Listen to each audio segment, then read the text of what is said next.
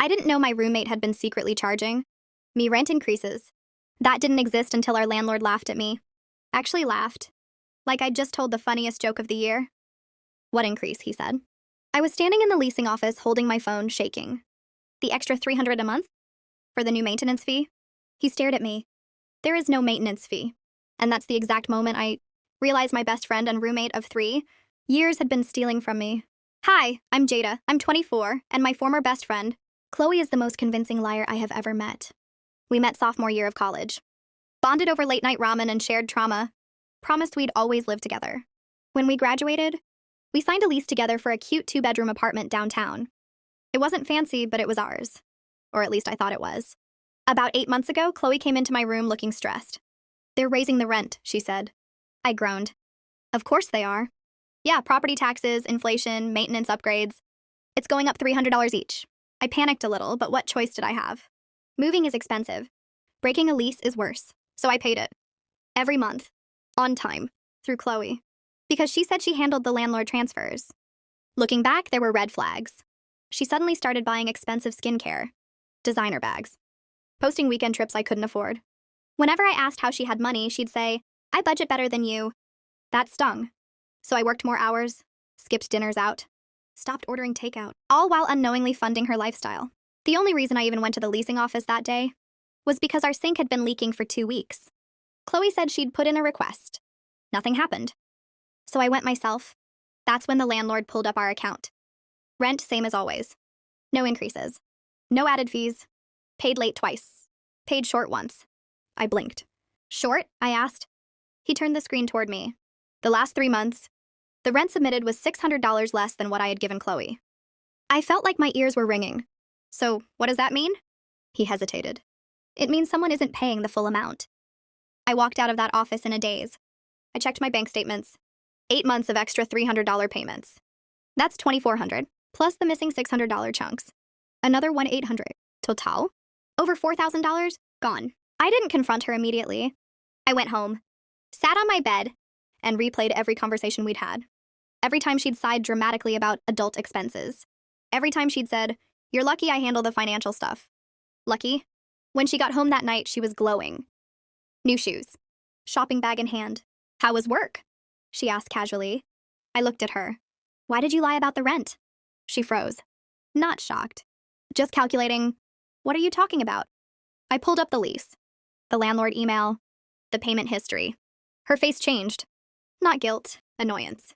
You went behind my back? She snapped. Behind her back? You've been stealing from me. It's not stealing, she said quickly. I was going to pay you back. When? She didn't answer. Instead, she rolled her eyes. You make more than me. I needed help. Help? That's what she called it? The argument escalated fast. She accused me of being dramatic. Said I owed her for covering utilities sometimes. Except I had receipts for those too. I paid my half. Every time. That's when she said something I'll never forget. You wouldn't have noticed if you weren't so paranoid. Paranoid. I trusted her blindly for years. And before I tell you what happened next, subscribe if you like daily Reddit drama. Because this turned nuclear. The next morning I woke up to a Venmo request. From Chloe. For $480, captioned, electric, Wi-Fi, and water. I stared at it. She had never sent formal requests before. We always split casually. I checked the utility accounts. They were all in my name. All auto-paid from my card. She had just tried to charge me for bills I was already paying. That's when I realized something bigger. This wasn't panic. This was pattern behavior. I started digging. I logged into our shared streaming accounts. The premium upgrades? Charged to my card. Groceries we split? Mostly charged to me. Furniture she said she covered? On my credit card. Small amounts. Scattered. Easy to overlook. But together? Thousands. I made a spreadsheet.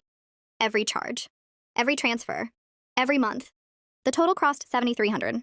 $7,300. I felt sick. I confronted her again that night. Calm. Controlled. I want the money back. She laughed. You're not getting $7,000. So you admit it? She shrugged. It's not like you're broke. That sentence changed everything. I packed a bag, not because I was leaving, but because I knew she might try something. And she did. The next day, I got a notification from my bank. A 1-200 charge attempt. Declined. Location? An online luxury retailer. My card. Saved on her laptop. I canceled everything immediately. locked my credit, changed passwords. Then I did something she never expected. I told our mutual friends. Not emotionally, not dramatically, just facts, screenshots, statements, receipts. At first, some of them defended her. She wouldn't do that. She's just stressed. Until I showed proof. Then the group chat went silent. One by one, people stopped responding to her stories. Stopped inviting her out. Stopped sending money when she asked. Because apparently, I wasn't the only one. 2 other friends admitted she borrowed money and never returned it. One said she paid Chloe's half of a trip last year. Chloe had told her I couldn't afford to go. I had been the one who stayed home because I thought they couldn't afford it. The manipulation ran deep. When she realized the walls were closing in, she exploded. Called me selfish. Said I ruined her reputation. Said I weaponized finances. Weaponized? You mean accountability? The landlord let me break the lease early after seeing the situation. Chloe couldn't afford the apartment alone. She begged me to stay. Cried. Promised repayment plans. Apologized. But here's the thing about apologies after exposure. They're survival tactics, not remorse. I moved out 2 weeks later. Blocked her. Took my furniture. Closed every shared account. And for the first time in months, I felt peaceful. 3 months later, I heard through a friend she had to move back in with her parents. Apparently, without someone to budget off of, life got expensive. Shocking. Do I regret exposing her? No. Because if I hadn't walked into that leasing office that day, she'd still be siphoning money from me. Still smiling. Still calling it help. Sometimes betrayal doesn't look dramatic. It looks like a best friend offering to handle the rent. It looks like trust. It looks like loyalty.